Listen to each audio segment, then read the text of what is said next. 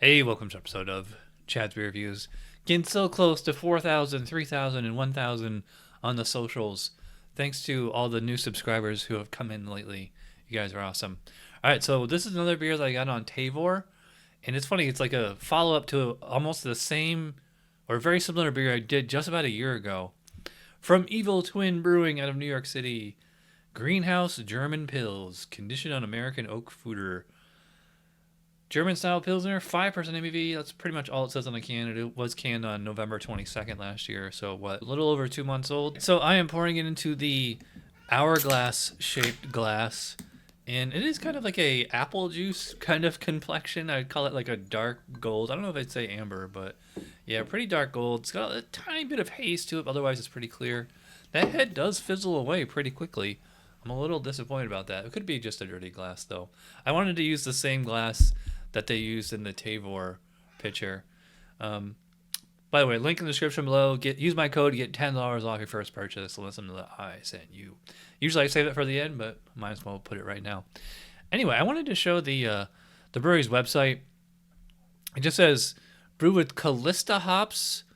I'm not really familiar with that hop varietal, and it's interesting because like the can in the picture on the website is different. And it actually says German Pilsner, not German Pils, but otherwise I think it's pretty sure it's the same beer. All right, so let's give this thing a whiff. Well, I would say that does smell like a German Pilsner. Like that's all I can smell is Pilsner malt. Has a bit of a graham cracker, note to it, or maybe not Triscuit, but maybe a little bready. It has like kind of like an essence or a hint of sweetness, maybe like a little honey or something. By the way, honey note is pretty typical for German Pilsner. Sorry, I gotta close this window. It's driving me crazy. I don't really get much in the way of distinct hops, other than it has like kind of like a lemony or some kind of citrus zest, almost like lemon peel. It doesn't have like those like peppercorn or rye kind of noble hops.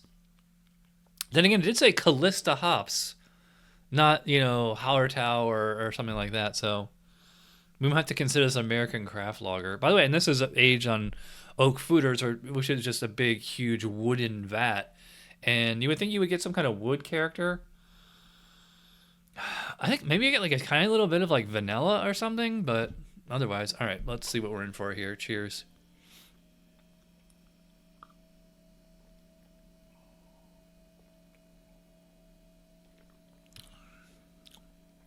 Yeah. Okay. It definitely tastes more traditional German Pils than it smelled.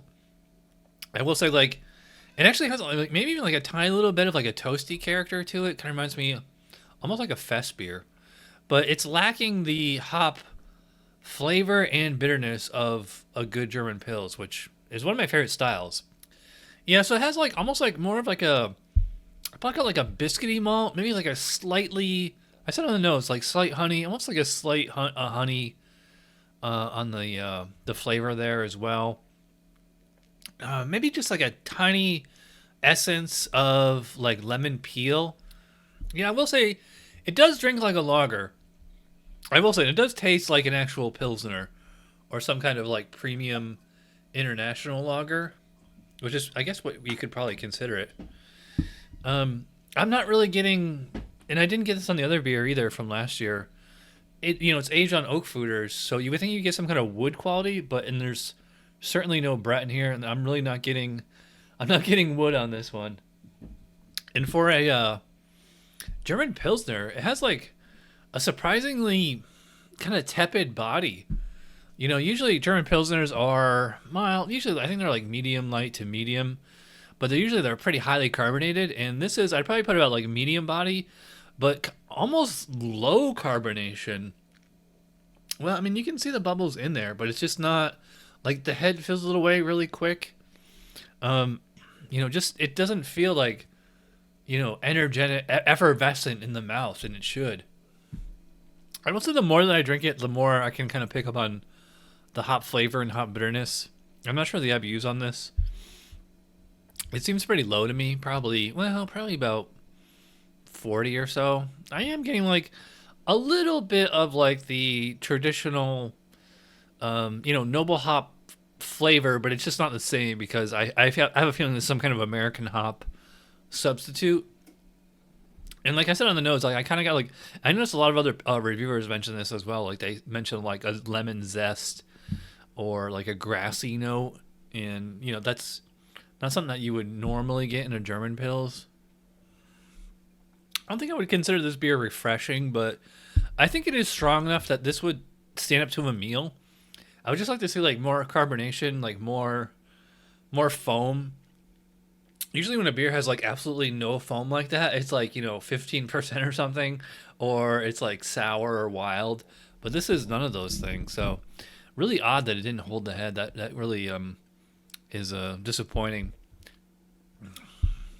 Yeah, so I think 6.5. Maybe I will go like a 7. I think 7's pretty nice. 7's like good, kind of like B kind of range. But yeah. All right, I am rambling. If you watch all the way in, you're awesome. Check out Chad's Beer Podcast. Check out Tuesday Night Beer School, and check out the BeerTube Academy.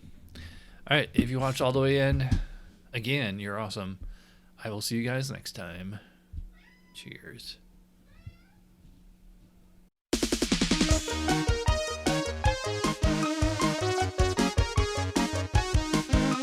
Somebody brewed it. Chad just reviewed it. Thanks for watching Chad's Beer Reviews. Trust me, the next episode will be a lot better.